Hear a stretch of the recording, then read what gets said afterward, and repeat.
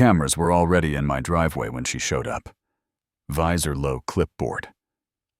Tight in her hand, voice, sharp enough to slice a garden hose. Lydia Crane, president of the Birch Hollow Reserve HOA, pointed at the blue curve of the slide peeking over my fence and said, "For everyone to hear. This ends today." I lifted my blue binder of permits like a shield and looked into the lens. They fined me $4 because my pool was too big, so I built a water park. Rules are rules, so let's play by all of them. The reporter blinked a couple, neighbors chuckled, and Lydia's jaw went flat white around the corners like she was swallowing a lemon. I didn't set out to star in a suburban soap opera. I'm just Caleb Morgan. Project manager by day. Dad by definition. The guy who saved for years to pour a small slice of summer into a backyard outside Riverton, Ohio. Our development is the kind of place where mailboxes are beige and acceptable, gets used like punctuation. The concrete set. The tile gleamed, my kids splashed the way only kids can. When joy is new, my wife hugged me in that quiet, we made it way then. At 6:07 a.m., the queen of clean lines arrived, tape measure, snapping perfume like lemon ice. No good morning, just a cool. You'll be hearing from us 2 days later. I was at the mailbox with coffee when the envelope with the HOA seal gave me a new hobby panic. Notice of violation. Your pool exceeds acceptable community standards, fine. $500, due in 14 days. It read like a parody, except the due date was bolded. I knocked on Lydia's door that night and tried to keep my voice in the adult range. She gave me a smile that had already filed the paperwork. Proportionality standards. Section 14B. She said, like a judge delivering the weather. I'd read the book, there is no 14B. I said, she tipped her chin. The board retains interpretive authority to protect property values. There was a threat. In a whisper, attitudes like yours don't last long in Birch Hollow. Yeah, that happened. I paid the $500, not because I agreed or because money grows in my garage, but because some fights aren't won on porches.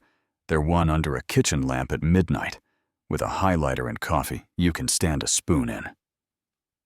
The next HOA meeting was fluorescent and beige and full of folded chairs. Lydia thumped a gavel like she was herding cattle while telling me my pool was an eyesore and an erosion of harmony. I stood, said, "The city approved my pool. Show me the rule that says it's too big." People stared at their shoes. Delgado, 2 houses down, tilted her head like a silent amen. Lydia's smile went razor straight. If you cannot respect authority, perhaps this community isn't for you. The gavel cracked so hard it felt personal. I walked home smaller than I'd left, and that's when I started thinking bigger. The handbook is a comedy disguised as a binder mailbox, shades, hedge heights. The distance a recycling bin must sit from the curb. But somewhere in the bureaucratic haystack, there had to be a needle. I was on cup 3 when I found it: landscaping and water use. Paragraph 3, line 2. Water-based landscaping features such as fountains, ponds, or similar installations are permitted, provided they comply with city safety codes. I read it once for hope and twice for certainty. Similar installations. If a pond is a pond, what's a lazy river? But a pond with ambition, if a fountain is allowed, what's a slide? But a fountain with an entrance fee of courage. I took that sentence to City Hall and asked Mr. Lynn at zoning to translate into normal. He pushed up his glasses. If the HOA didn't restrict it specifically, and you meet city code, we can issue permits. Our job is safety, not aesthetics, I said. How big is too big? He shrugged. The code doesn't measure big. It measures safe. And there it was, the twist that flips the board. The rulebook she worshipped had a gap big enough to float a river through.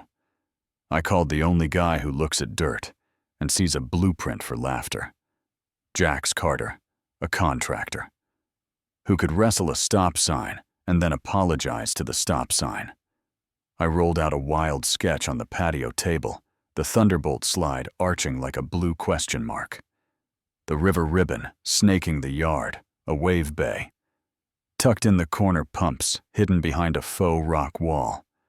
Non-slip decks. Lifeguard sight lines. Emergency egress. Fencing at code height. Decibel windows. Documented like we were building a hospital. Hack stared. Laughed low. You're out of your mind. I nodded, and completely compliant. He grinned, then let's build your madness legally. The blue binder grew fat with stamps, structural electrical plumbing.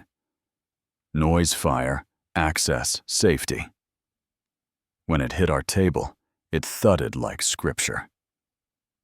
At 7:59 a.m. on a Tuesday, the first delivery truck rumbled down Birch Hollow Lane. The excavator rolled past my beige mailbox like a parade float for people who like progress at 8:07. Lydia arrived, heels clicking like a countdown to doom. "What is this?" she demanded. Jax didn't look up, landscaping. She scribbled. Like she was signing for a war. This is a violation in spirit. Not in letter, I said, pointing at the posted permits. For the first time she blinked. The first trench drew kids' scooters, teenagers narrating into phones like nature hosts. And here we see the Suburban HOA president observing a wild new habitat. Mr. Boone across the street announced. It looked like a cheap motel. Mrs. Delgado brought lemonade and whispered that Lydia fined her for sunflowers last spring. You know what I mean. The petty kind that gets inside your head and makes you smaller. We staged the build like a magic trick. River ribbon. Trench rebar. Like steel vines. Fiberglass. Panels that flashed like fish. A pump house dressed as a rock wall. Construction hours. Posted like restaurant hours. Fire Chief Dorsey walked the site, ran a hand along the emergency gate. Clean mark. It approved. Lydia's paper storm. Began flyers titled Urgent Community Crisis Petitions. Warning of traffic and noise. A letter from a lawyer in a suit so shiny I could see my stress in it. Every time I sent back a photocopy with a sticky note, compliant Jax made a game of it. What do we win if we collect all the stamps? Our summers, I said. Crane Day turned the block into a county fair. The Thunderbolt's final segment swung across the sky. Kids counted down without being told. The piece slid home with a metal sigh, and the cheer that followed might have rattled Lydia's visor. She froze with her phone out, and no words loaded. That night, she called an emergency meeting, and the clubhouse smelled like old carpet and new fear. She tried to quote a rule that didn't exist. I slid the handbook forward and highlighter, glowing like a runway. Water-based landscaping features, similar installations, no size limit stated. City code, Met Spirit doesn't sign permits. Safety does. The room clapped the way a room claps when relief finally has paperwork. We finished fast because we finished right. Jax embedded LED rails on the Thunderbolt, because if you're going to do lawful mischief, you might as well make it pretty. We tested at dusk lights chasing like comets, a bass line thumping from a speaker. A kid gasped through the fence, and I felt something loosen in my chest that had been tight for weeks. Saturday was opening day. We slid invitations into every mailbox. River Run Yard, free for Birch Hollow residents, 10 a.m. Lemonade on the house. People showed up early, parents with towels, teens with tripods. The river ribbon hummed, the wave bay, breathed like a calm ocean. The thunderbolt sang. I manned the snack table like a carnival barker and watched a dad admit he hadn't seen his kid this hyped about anything. Without a screen in years, yeah. That happened at 11. 03 Lydia arrived with 2 board members stacked behind her like exclamation points. "Shut this down," she said over the music. "Illegal, unsafe, out of control." I lifted the blue binder. "Permits, inspections." "Safety plan," she pointed at the slide. "That is an eyesore." A kid shot out of the thunderbolt surfaced, laughing like he'd swallowed a sparkler. 3 smaller kids cheered like he'd landed a plane. "Looks like joy to me," I said. The news van rolled up like the algorithm's chariot a reporter. Shay Allen asked what inspired this, and I told her as clean as I could. They fined me $500 for a pool that was supposedly too big, so I built something that fit our real size. Our laughter, our kids, our patience for being told we can't. Shay turned to Lydia. "Ma'am?" "Your response," Lydia wound up and sputtered. "This is an abomination anarchy." Shay glanced at toddlers sharing a towel like a cape. "Looks like Saturday to me. That should have been the end. But power doesn't retire."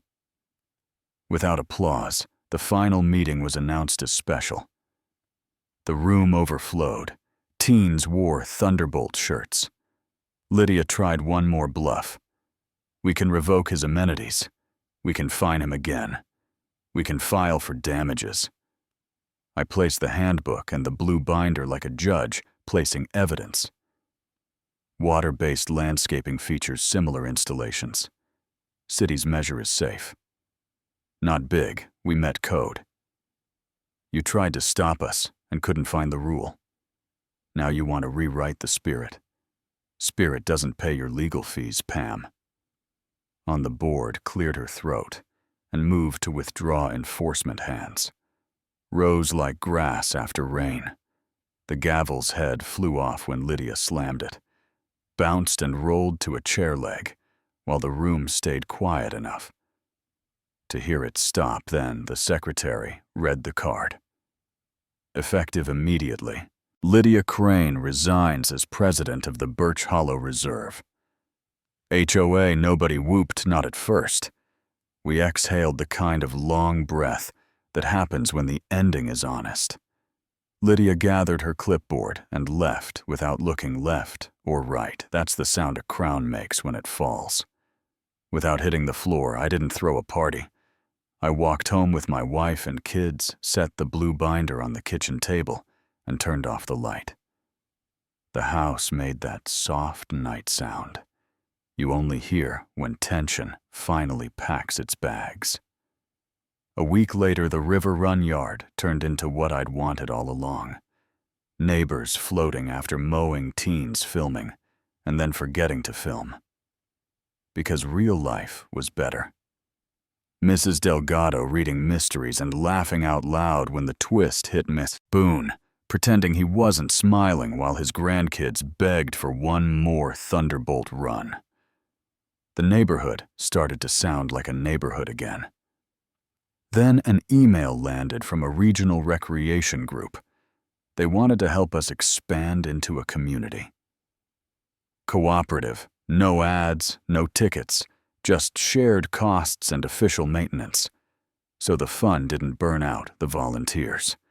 I haven't said yes yet. Maybe Birch Hollow should vote for real hands and voices and names on paper, because if this whole thing taught me anything, it's that power hoarded turns into control, and power shared turns into community. So tell me what you think. Did I go too far, or just far enough?